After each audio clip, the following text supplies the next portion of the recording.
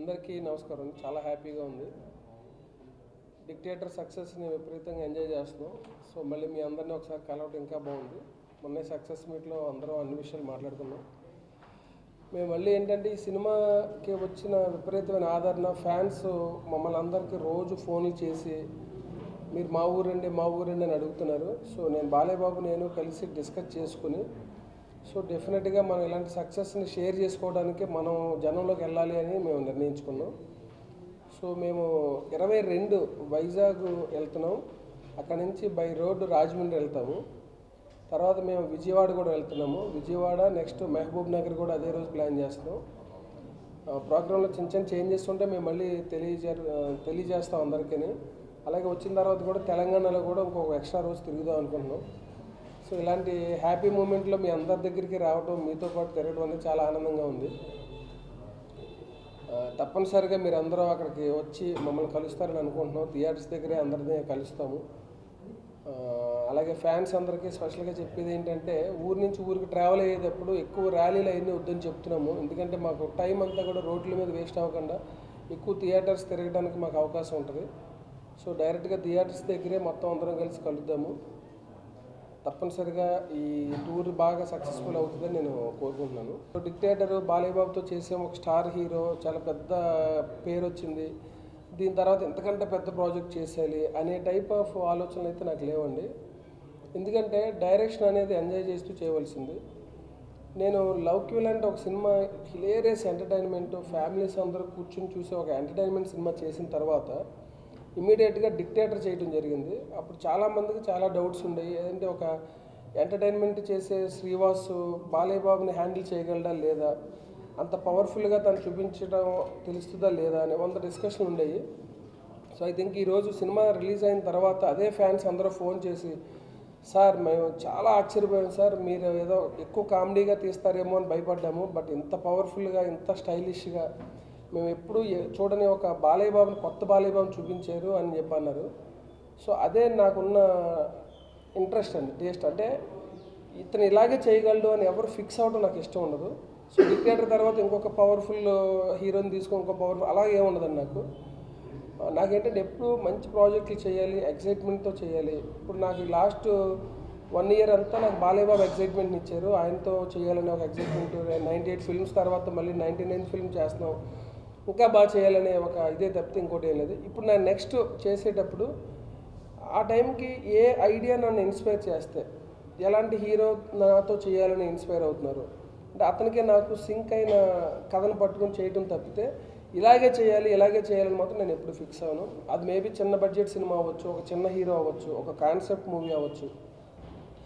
నాకున్న ఒకే ఒక ఎయిమ్ ఏంటంటే నేను ఎన్ని కోట్లు పెట్టి సినిమా తీసినా దానికంటే కూడా ఎక్స్ట్రా డబ్బులు వచ్చి ₹1 ఎక్కువ వచ్చినా సరే డిస్ట్రిబ్యూటర్లు అందరూ హ్యాపీగా ఉంటే ఇంకా అదే సక్సెస్ఫుల్ సినిమా. నేను అలాంటి సినిమాలు తీయడానికి రెడీగా ఉన్నాను. బాలయ్యబాబుతో సినిమా అన్నప్పుడు చాలామంది చాలా రకాలుగా భయపెడుతుంటారు. ఆయన కొంచెం కోపడతారేమో, నువ్వు కొంచెం హ్యాండిల్ చేయగలవా లేదా అది ఇదని. అంటే నేను ఆయనతో ట్రావెల్ అంటే ఫస్ట్ ఒక డైరెక్టర్కి ఎక్కడ ఇంపార్టెన్స్, ఎక్కడ హ్యాపీనెస్ వస్తుంటేనండి మన దగ్గర ఉన్న కథనే కాకుండా మనల్ని నమ్మే ఒక స్టార్ హీరో సినిమా చేయాలని అనుకోవడంలోనే నాకు అల్టిమేట్ ఆనందం వచ్చింది.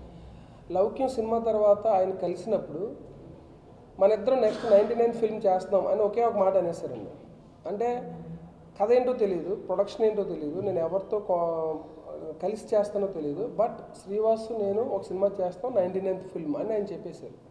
అంటే అంత నమ్మకం ఒక హీరోకి నా మీద ఉన్నప్పుడు ఇంకా అతన్ని ఎలాగైనా సరే స్మూత్గా హ్యాండిల్ చేసుకుంటూ వెళ్ళాలని అనుకున్నాం. బట్ దగ్గర నుంచి చూసిన తర్వాత నేను నేర్చుకున్నది ఏంటంటే బాలయ్యబాబు దగ్గర ఆయన చాలా నిజాయితీగా, చాలా ఓపెన్ హార్టెడ్గా, ఎక్కడ కల్మషాలు పెట్టుకుని లోపల మాట బయట మాట లేకుండా చాలా ప్లెయిన్గా ఉంటారండి.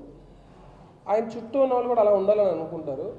సో నాకు ఆయనకి అక్కడే ఎక్కువ సింక్ అయింది. నేను ఏది కూడా ఇప్పటివరకు ఆయన దగ్గర ఒక అబద్ధం చెప్పడం కానీ, ఏదైనా బడ్జెట్ విషయంలో 1-2 మాటలు ఎక్స్ట్రా చెప్పడం కానీ ఏమీ లేదు. మాదంతా ఓపెన్గా జరిగింది. నా ప్రొడక్షన్లో నాకు, నా అకౌంటెంట్కి, నా క్యాషియర్కి ఏం తెలుసో నా బాలయ్యబాబు కూడా అదే తెలుసు, అదే జరిగింది. అంటే ఎక్కడ హైడింగ్స్ అనేది లేవు మాకు ఇక్కడ. సో ఆయన ఎప్పుడైతే మనం ఓపెన్గా ఉండటం స్టార్ట్ చేసామో ఇంకా ఆయన మొత్తం నమ్మటం స్టార్ట్ చేశారు. తర్వాత మనం ఏం చెప్పినా కూడా ఇంకా ఆయన వినటం. సో ఆ సింక్ ఎప్పుడైతే వన్స్ స్టార్ట్ అయిపోయిందో తర్వాత హ్యాండిల్ చేయడం చాలా ఈజీ అయిపోయింది. ఎప్పుడైతే నాన్ సింక్లో ఉందో మన ప్రతి చిన్న విషయానికి 100 సార్లు చెప్తే కానీ అవతలకి ఎక్కదు. సో ఇక్కడ ఏమైందంటే నెక్స్ట్ ఇంకోటి ఏంటంటే సేమ్ ఏదైతే మా ఫ్యాన్స్కి ఒక డౌట్ ఇలాంటి స్టార్ హీరోని పవర్ఫుల్గా తీయగలరా లేదనే డౌట్స్ ఉంటాయో అలాంటి బాలయ్య బాబుకి ఉన్నాయని నేను చెప్పను. కానీ నేనేం చేశానంటే ఫస్టే ఈ సినిమా బిగినింగ్ షూటింగ్ స్టార్ట్ చేసినప్పుడే ఒక పబ్ ఫైట్ ఉంది ఫస్ట్ హాఫ్లో, చాలా హైలైట్ అయింది ఎపిసోడ్. అది జనరల్గా షూటింగ్ చాలా స్మూత్గా స్టార్ట్ చేసి చిన్న సీన్స్ నుంచి అలా పెద్ద రేంజ్కి వెళ్తారు. నేను ఫస్ట్ స్టార్ట్ చేయటమే ఆ ఎపిసోడ్తో స్టార్ట్ చేశాను. దానివల్ల ఏమైందంటే ఆయనకు ఆ ఎపిసోడ్ ఎప్పుడైతే ఆన్లైన్లో ఎడిట్ చేసి చూపించేసామో ఆయనకు ఒక నమ్మకం వచ్చేసింది, ఎస్ తను డెఫినెట్గా నన్ను చాలా బాగా ప్రజెంట్ చేస్తారు, ఇంకా నేను డౌట్ పడట్లేదు అని. ఆయనకి ఇంకా విజువల్గా కూడా నేను దానికి బిలీవబిలిటీ తీసుకొచ్చేటప్పటికి ఇంకా ఆయన ఫుల్ మూవింగ్ నాకు వదిలేసి మనం ఏం చెప్తా చేసుకుంటూ వెళ్ళాను. అందుకే నాకు అంత ఈజీ అయిపోయింది. కాంపిటీషన్లో ఏంటంటే ఒక డిస్టర్బెన్స్ అయితే ఒకటి ఫీల్ అయింది ఏంటంటే ఆ థియేటర్స్ దగ్గర డిస్ట్రిబ్యూటర్లు ఫోన్ చేసి సార్ మాకు యాక్చువల్లీ మేము 10 థియేటర్లు దొరుకుతాయి అనుకున్నాం, 6 దొరుకుతున్నాయి అని అన్నప్పుడు ఆ కాంపిటీషన్ వచ్చిందే ఓపెన్గా దొరికితే బాగుండని అనుకోవడం తప్పితే ఈరోజు నాకు సంక్రాంతికి అంటే మిగతా సినిమాలు కంపారిజన్గా నేను మాట్లాడలేను. కానీ ఇంత టఫ్ ఫైట్లో 4 సినిమాల మధ్యన వచ్చి థియేటర్స్ తక్కువ దొరికినా కూడా నా డిస్ట్రిబ్యూటర్లు అందరూ నేను సేఫ్ అయిపోయాం సార్, ఫస్ట్ వీక్ తోటి మా అందరు డబ్బులు వచ్చేసినాయి, ఇంకా మేము అందరూ ఓవర్ఫ్లోకి వెళ్తున్నాం అంటే ఇంకా చాలా హ్యాపీ ఫీల్ అయ్యి చాలా ఆనందంగా ఉంది నాకు. ఇంకా అంతకుమించి నేను దీని గురించి కామెంట్ చేయలేదు. చాలామంది ప్రొడ్యూసర్స్ సినిమా ఫీల్డ్లో అందరికంటే కూడా టఫెస్ట్ జాబ్ ప్రొడ్యూసర్స్ అని చెప్పడం జరిగేది. అది నేను కూడా స్మెల్ చేశాను. కాకపోతే నేను డైరెక్టర్ ప్రొడ్యూసర్ అవ్వడం వల్ల నాకు కొంచెం సమస్యలు తక్కువ వచ్చి ఉండొచ్చు. ఎందుకంటే ఒక డైరెక్టర్ ఏమో నాకు ఆ ఆర్టిస్ట్ కావాలి, ఎంత బడ్జెట్ అయినా పర్లేదు అని అంటే ప్రొడ్యూసర్ స్ట్రగుల్ అవుతూ ఉంటుంది. సో నాలోనే ఒక డైరెక్టర్ ఉండటం వల్ల సో నేను రెండు బ్యాలెన్స్ చేసుకోవడం వల్ల యాజ్ ఎ ప్రొడ్యూసర్గా నేనైతే ఎక్కువ టఫ్ అనేది ఎక్కడ నాకు అనిపించలేదు. నెక్స్ట్ ఏంటంటే ఇందులో 2 రకాలు ఉంటాయి. ఇప్పుడు నేను నా మనీని ఇన్వెస్ట్ చేస్తున్నప్పుడు ప్రొడ్యూస్ చేస్తున్నప్పుడు ఆ పెయిన్ వేరే రకంగా ఉంటుంది. నేను ఇక్కడ యాక్చువల్లీ ఏంటంటే ఒక కో ప్రొడ్యూసర్ లాగా చేశాను. మనీ అంతా నాకు ఎరోసోల్ ఇచ్చారు. సో ఒక టైఅప్లా జరిగింది కాబట్టి నేను నా గేమ్ వరకు నేను బాగా ప్లే చేయగలిగాను. సో వాళ్ళందరూ నాకు బ్యాక్ సపోర్ట్ ఉండటం వల్ల నాకు చాలా ఈజీగానే థింగ్స్ అన్నీ జరిగిపోయి. సో ఇలాగే అందరికీ జరుగుతుందని నేను అనుకోను. బట్ ఓన్లీ థింగ్ ఏంటంటే చాలామంది నా ఫ్రెండ్స్ వెల్విషర్స్ ఎక్కువగా అప్రిషియేట్ చేసేది ఒక బాలయ్య బాబు సినిమా డిక్టేటర్ లాంటి ఒక ప్రెస్టీజియస్ సినిమా, ఇంతమంది స్టార్ క్యాస్ట్, ఇన్ని లొకేషన్స్, ఇంత సెటప్ ఉండి కూడా డైరెక్షన్ తోటి పాటు ప్రొడక్షన్ కూడా చేసి అనుకున్న ఆన్ టైంలో ఎలాంటి హడ్డిల్స్ లేకుండా సినిమా చేయడం అనేది చాలా పెద్ద అచీవ్మెంట్ అని అన్నారు. సో అది మాత్రం నేను ఆ ఎంజాయ్మెంట్ మాత్రం నేను ఎంజాయ్ చేస్తాను. ఒక ట్రస్ట్ అంటే ఒక నమ్మకం అనేది ఒక చోట కలిగితే ఇంకా అది తొందరగా పోదు. సో ఈ రోజుల్లో వాళ్ళు అంటే సునీల్ వాళ్ళందరూ ఏంటంటే చాలా పెద్ద సినిమాలు చేస్తున్నారు. రీసెంట్గా హిందీలో బాజీరావ్ మస్తాన్ ఇలాంటి పెద్ద పెద్ద గ్రాండియర్ మూవీస్ ఇంకా చాలా ప్రాజెక్టులు ఉన్నాయి వాళ్ళు చేసేవి. కానీ వాళ్ళకి నాకు ఎక్కడ ట్రావెల్ స్టార్ట్ అయిందంటే ఫస్ట్ నేను ప్రొడ్యూసర్ అవుదాం అనుకున్నాను. నేను వాళ్ళు ఏదో ప్రొడక్షన్ చేస్తానంటున్నారని నేను ఈ ప్రాజెక్ట్ని తీసుకుని వాళ్ళ దగ్గరికి వెళ్ళినప్పుడు వాళ్ళు దాన్ని చూసుకుని చాలా బాగుంది మేము చేస్తాము అని చెప్పి ఏదైనా కో ప్రొడ్యూసర్స్కి ఎవరినైనా పెడదామా అని ఒక ఆలోచనలో ఉంచి ఎవరో ఎందుకు మీరే చేయొచ్చు కదా అని ఒక ఐడియా వచ్చింది. సో ఆ టైంలో నేను బాలయ్య బాబుతో చెప్తే ఆయన కూడా ఎంకరేజ్ చేసేసి మనకు బాగుంటుంది, ఎలాగో మీకు ఎన్ని అలవాటే కదా అని చెప్పానంటే అనుకోకుండా ఒక వేదాశ్వ క్రియేషన్స్ అని బ్యానర్ పెట్టడం వాళ్ళతో పాటు టైఅప్ అయ్యి జరగడం అంతా జరిగింది. ఒక 1 or 2 months ట్రావెల్లో వాళ్ళకి ఎక్కడో నా మీద విపరీతమైన నమ్మకం, అంటే ఈ అకౌంటింగ్ అవ్వచ్చు లేదంటే ఫైనాన్షియల్ డీలింగ్స్ అవ్వచ్చు ఎక్కడ డిఫరెన్స్ లేదు అనేది ఒకటి గమనించారు. ఇంకా వాళ్ళు ఏం చేశారంటే మొత్తం ప్రాజెక్ట్ని నాకే ట్రాన్స్ఫర్ చేసి మీరే కోఆర్డినేట్ చేయండి అని చెప్పారు. ఆ నమ్మకాన్ని సినిమా చివరి వరకు అలాగే ఉంచుకున్నాను. ఇప్పుడు ఆఫ్టర్ మూవీ కూడా వాళ్ళు చాలా హ్యాపీగా ఉన్నారు. వాళ్ళు ఫర్దర్గా డెఫినెట్గా వేదాశ్వ క్రియేషన్స్ తోటి ఇలాగే సినిమాలు చేయాలని వాళ్ళు అన్నారు. సునీల్ గారు మేము కూడా మాట్లాడుకున్నాం. త్వరలో ఏమేమి ప్రాజెక్టులు చేయబోతున్నాం ఏంటనేది మేము అనౌన్స్మెంట్ కూడా ఇస్తాము. మా ట్రావెల్ ఇలాగే స్టార్ట్ అవుతుంది. నేను డైరెక్టర్గానే కాకుండా బయట ప్రాజెక్టులకు కూడా నేను వేదాశ్వలో ఎరోస్ అందరూ కలిసి చేయడానికి కూడా మేము ప్లాన్ చేస్తాం. ఇప్పుడు ఒక సినిమా సక్సెస్ అయినప్పుడు దాంట్లోకి ఎవరెవరైతే ఇన్వాల్వ్ అయ్యి ఉన్నారో వాళ్ళందరికీ డెఫినెట్గా చాలా పెద్ద పేరు వస్తుంది. మేజర్గా ఏంటంటే నాకు ఈ సినిమా ఇంత పెద్ద రేంజ్ రావడానికి అసలు ముందు ఈ సినిమా స్టార్ట్ అవ్వడానికి ముందు మేము అందరూ డిస్కస్ చేసుకుంది రైటర్స్ అండి. ఫస్ట్ కోన వెంకట్, గోపీమోహన్ వాళ్ళిద్దరూ నా ఫ్రెండ్స్ కూడా. అసలు బాలయ్య బాబు లాంటి ఆయనతో ఛాన్స్ వచ్చినప్పుడు ఎలా చేయాలి, ఏం ప్రాజెక్ట్ చేయాలని, ఎలాంటి ఫ్లేవర్ అన్న చేయాలని డిస్కస్ చేసుకుని మేము ముగ్గురు ఒక కథ ఫామ్ చేసుకున్న తర్వాత వాళ్ళిద్దరూ ఒక ఐడియా ఇచ్చారు. దాన్ని బాగా డెవలప్ చేసిన తర్వాత మన రైటర్ రత్నం గారు, శ్రీధర్ సేపార్ కూడా ఇన్వాల్వ్ అయ్యారు. బేసిక్గా నేను ఒకటి గమనించింది ఏంటంటేనండి, బయట చాలా ప్రాజెక్టులకి ఇంతమంది రైటర్స్ పనిచేయడం తక్కువ అండి జనరల్గా. అంటే ఏదో ఒక స్కూల్ రైటర్స్ పనిచేస్తూ ఉంటారు. వీళ్ళందరూ నా ఫ్రెండ్స్ అవడం వల్ల, నేను ప్రొడక్షన్ చేయడం వల్ల, వాళ్ళు పర్సనల్గా ఏది కోరుకోకుండా మొత్తం అందరం కలిసి డిక్టేటర్ సక్సెస్ చేయాలని చెప్పి రాయడం జరిగింది. సో ఆ ప్రాసెస్లో ఏంటంటే రత్నం గారు యాక్చువల్లీ డైలాగ్స్, శ్రీధర్ సేపాన రచన. శ్రీధర్ సేపాన కూడా నేను డైలాగులు పోటీపడి రాస్తాను అని చెప్పని రాస్తే, అప్పుడు డైలాగులు నేను కదా అని రత్నం గారు ఏం ఫీల్ అవ్వకుండా సినిమాకి సీన్కి ఏది బాగుంటే అది యూజ్ చేయాలని చెప్పి మొత్తం నలుగురు కలిసి ఇన్వాల్వ్ చేశారు. సో ఈరోజు ఆ సక్సెస్ని ఆ నలుగురు ఎంజాయ్ చేస్తున్నారు. అందరికీ కూడా కొంచెం రిలీఫ్ అనిపించింది ఈ సినిమా తర్వాత. ఫర్దర్గా మళ్ళీ చాలా మంచి ప్రాజెక్టులు చేయడానికి వాళ్ళందరికీ ఉత్సాహం వచ్చింది. ఒక ప్రాజెక్ట్ స్టార్ట్ అవ్వాలంటేనే ఫస్ట్ కథ ఉండాలి. కథే బేస్. ఇప్పుడు నేను బాలేబాబు ఒక ప్రాజెక్ట్ చేద్దామని అనుకున్న తర్వాత నా దగ్గరికి ఫస్ట్ వచ్చేది, నేను ఫస్ట్ కూర్చునేది రైటర్స్ తోటి. అంటే రైటర్స్ అనేది ఒక కథ ఇచ్చిన తర్వాతే డైరెక్టర్ దాన్ని చేయడం జరుగుతుంది. అంటే కొన్ని ప్రాజెక్టులకు ఏమవుతుందంటే యాస్టీజ్ రైటింగ్ ఏదైతే ఉందో దాన్ని స్క్రీన్ మీద పెట్టే టైంలో, ఇప్పుడు ఈ సినిమాకి నాకు పర్సనల్గా ఎక్కువగా వచ్చిన అప్లాజులు ఏంటంటే కథ కంటే కూడా బాలేబాబుని హ్యాండిల్ చేయడం అనేది, ఇందాక ఆయన అడిగినట్టు, అంటే ఒక స్టార్డమ్ ఉన్న ఒక హీరోని హ్యాండిల్ చేసేటప్పుడు ఇప్పుడు మన కథ ఎంత బాగున్నా ఒక్కొక్కసారి ఆ హ్యాండిల్ చేసే విధానము, లేదంటే ఆ డ్రెస్సింగ్ ప్యాటర్నో, లేదంటే గెటప్స్, లేకపోతే ఆయన చెప్పే విధానంలోనూ తేడా వస్తే మొత్తం పోతుంది. సో అలా కాకుండా అదంతా బ్యాలెన్స్ చేసుకుంటూ ముందుకు తీసుకెళ్ళడం అనేది ఈ సినిమాకి జరిగింది.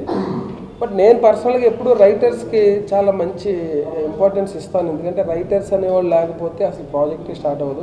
టీంలో ప్రాబ్లమ్స్ వచ్చినప్పుడు అవన్నీ బయటకు వస్తున్నాయి తప్పితే, ఇప్పుడు ఒక డైరెక్టరు, ఒక రైటరు, ఒక ప్రొడ్యూసరు, ఒక హీరో అందరూ ట్రావెల్ అయ్యి ఒక సినిమా చేసినప్పుడు ఆ చేసే ప్రాసెస్లో ఏదైనా ప్రాబ్లమ్స్, పర్సనల్ ప్రాబ్లమ్స్, ఈగోలు ఒకరికొకరు టచ్ అయిన తర్వాత నువ్వెంత అనే ఒక ఫీలింగ్స్ ఏదైనా స్టార్ట్ అయినప్పుడు, లేదంటే ఒకరి క్రెడిట్స్ మనం సరిగ్గా ఇవ్వకుండా ఆ క్రెడిట్స్ మనమే లాక్కోవాలనుకున్నప్పుడు వాళ్ళకి ఆ ప్రాబ్లం క్రియేట్ అయ్యి అప్పుడు వాళ్ళకి మీడియాల ముందుకు వచ్చి ఇంకోటికి వచ్చి మాట్లాడుతూ ఉంటారు జనరల్గా. బట్ నా సినిమా వరకు వచ్చేటప్పటికి నా దగ్గర అలాంటి ప్రాబ్లం ఎప్పుడు రాదు. ఇప్పుడు యాక్చువల్లీ శ్రీధర్ సేపాన అందరు రైటర్లు అయిపోయిన తర్వాత లాస్ట్లో ఎంటర్ అయ్యాడు. తను ఏంటంటే లౌక్యం మన ఇద్దరు కలిసి చేసాం, తర్వాత నేను ఉండాలి మన టీంలో అని అంటే ఏం చేయాలి, ఆల్రెడీ కథ స్క్రీన్ ప్లే అని చెప్పి వాళ్ళకి చెప్పాము. డైలాగ్స్ ఏమో ఈయన ఉన్నారు. జనరల్గా రచనా సహకారాలు ఇలాంటివి వేస్తూ ఉంటారు. సో ఒక పెద్ద రైటర్గా నువ్వు ఫీల్ అవుతున్నావు. మరి ఏంటి అని అంటే మీలో మీరు డిసైడ్ చేసుకోండి రైటర్స్ అందరూ కలిసి తనకి ఏం కార్డు ఇస్తే బాగుంటుంది. మళ్ళీ నేను అతనికి ఒక కార్డు ఇచ్చి మీరు దానికి ఈగోలు ఫీల్ అయ్యి నాకు వద్దు, ఫ్రెండ్లీగా వెళ్ళిపోండి అని అంటే అప్పుడు వాళ్ళందరూ కలిసి రచన వేద్దాం. అంటే ఇంత హెల్తీ అట్మాస్ఫియర్ ఉన్నప్పుడు రేపు సినిమా రిలీజ్ అయిన తర్వాత ఈ క్రెడిట్ నాదే, డైరెక్టర్ది ఏం లేదు, లేదంటే ఓన్లీ రైటరే చేసాడు అని అంటానికి సరిపోదండి. ఎందుకంటే ఎప్పుడు రెండు ప్యారలల్గా వెళ్ళాలి. రైటింగ్, డైరెక్షన్ ప్యారలల్గా వెళ్తేనే ఫైనల్ అవుట్పుట్ చాలా బాగా వస్తుంది. సో ఏదైనా ఎప్పుడైనా ఎవరైనా మాట్లాడితే వాళ్ళకున్న ప్రాబ్లమ్స్ వల్ల కానీ ఎవ్రీ ప్రాజెక్ట్లో అలా జరగాలని అయితే లేదండి. యాక్చువల్గా నాకు, మా కోన గారికి, గోపీమోహన్కి, రత్నం గారికి, శ్రీధర్ సేపార్ వీళ్ళందరూ ఏంటంటే మనకు అసలు ఎప్పుడు సెకండ్ డైలాగ్ అనేది రాదండి. ఇప్పుడు కూడా మేమందరూ టీం వర్క్ చెప్తే. యాక్చువల్లీ ఆయన బాంబేలో కొంచెం బిజీగా తిరుగుతున్నారు. మన గోపీమోహన్ ఏమో ఎక్కడ మన యూఎస్లో ఉన్నారు. నేను ఆల్రెడీ మొన్న సక్సెస్ మీట్ కూడా ఎలాగైనా రావాలి అని అంటే ఇంకా ఆ రోజు ఆయన బేసిక్గా ఇక్కడ లేరండి. లేదంటే నేను బాలకృష్ణ గారు నేను కూడా ఒకసారి నేను కోనతో మాట్లాడి ఎలాగైనా రావాలని అంటే ఆయన బాంబేలో ఉండి రావడం కుదరలేదు. యాక్చువల్లీ రేపు టూర్కి కూడా తీసుకెళ్దామని మొత్తం అందరినీ గ్యాదర్ చేశాను. ఆయనేమో కోన గారు కూడా యూఎస్ వెళ్తున్నారు. ఈ 4 రోజులు, రేపు నైట్ ఎప్పుడో ఊరు వెళ్ళిపోతున్నారు. సో ఇంకా ఆయనకి రావడం కుదరలేదు. ఆడియన్స్ అలాగే మా బాలేబాబు ఫ్యాన్స్కి ఒక డిక్టేటర్ సినిమాని ఇంత పెద్ద హిట్ చేసి సంక్రాంతి బరిలో బ్లాక్ బస్టర్గా నిలిపినందుకు చాలా థ్యాంక్స్ చెప్తున్నాం. సో ఫర్దర్గా ఇంకా మంచి ప్రాజెక్టులు చేయడానికి యాజ్ ఎ డైరెక్టర్గా, యాజ్ ఎ ప్రొడ్యూసర్గా నాకు చాలా హ్యాపీనెస్ వచ్చింది ఈ సినిమా వల్ల. సో ఇలాగే ఇంకా మంచి సినిమాలు తీయడానికి ఒక మంచి ఎనర్జీ వచ్చింది. సో ఇప్పటివరకు చూసిన వాళ్ళకి థ్యాంక్స్. ఎవరైనా చూడని వాళ్ళు, ఈ పండగ ఆడవాళ్ళు చూడటం కుదరలేని వాళ్ళు, లేదంటే వేరే సినిమాలు చూడటానికి ఇంట్రెస్ట్ చూపించి సినిమా చూడని వాళ్ళు ఎవరైనా ఉంటే వెళ్ళి సినిమా చూడండి. హ్యాపీగా ఫ్యామిలీ అందరూ కూడా ఎంజాయ్ చేసేలాగా ఉంటుంది. ఎంటర్టైన్మెంట్ ఉంటుంది. బాలేబాబు సంబంధించిన అన్ని ఎమోషన్స్ ఉంటాయి. అంజలి ట్రాక్ చాలా బాగుంది. ఫ్యామిలీస్ విపరీతంగా ఎంజాయ్ చేసే కామెడీ ట్రాక్లు అన్నీ ఉన్నాయి. సో హ్యాపీగా అందరూ వెళ్ళి సరదాగా డిక్టేటర్ సినిమాని చూడండి. Thank you very much.